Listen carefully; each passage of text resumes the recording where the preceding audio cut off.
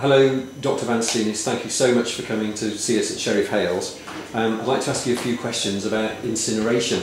Yes, that's fine. Is incineration of household waste safe? Definitely not. The process is not the best technology and it will harm health. Okay. We read about and we're being told about emissions, particulates, toxins and dioxins. What are these things?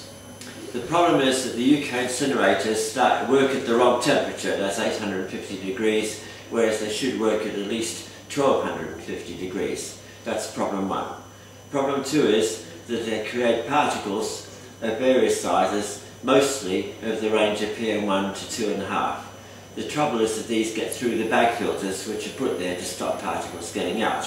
And the next problem is that they go out in the air and come and land down and get into people's lungs. Because all they're filtering out is the particles that don't get in their lungs, which don't matter, they don't count. What goes in your lungs gets out and therefore will cause health effects. The bits that dissolve go through the bloodstream and what doesn't dissolve gets walled up in the lungs, causing COPD. But Doctor, the council and the operators of this equipment tell us that it's safe. Is it safe? The council are being told by the operators.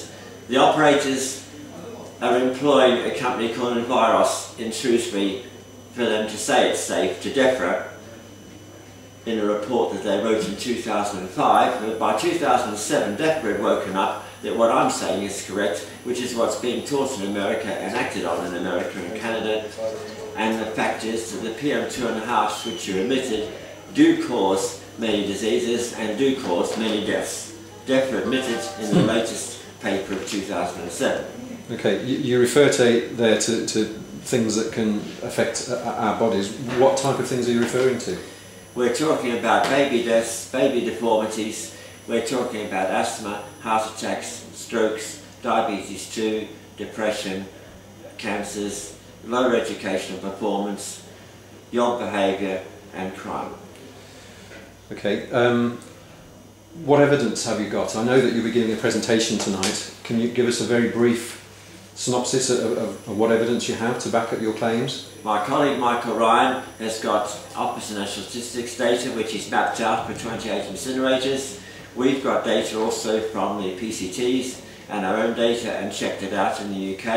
And there have been studies done in France, Belgium, Korea, Japan and also in North America and Italy, and these all bear out exactly what I'm saying, and the principles of what happens are in thousands of journal articles in the States and produced in a booklet by the Health Effects Institute in 2000, which led to a lot of prosecutions in America by the EPA. Okay. Doctor, Shropshire is a beautiful arable dairy landscape. Should we be concerned that these dioxins and toxins are going to affect our farmland, our milk and our food crops?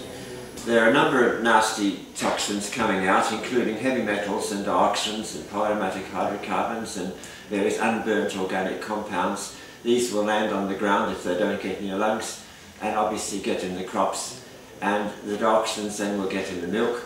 And this is proven actually in a study done in Korea where the levels of dioxins in the bloodstream in the people, in 70% of those living downwind of the incinerator they checked, were running at about 4 times the level of those inside the plant and all above the World Health Organization's safe limit.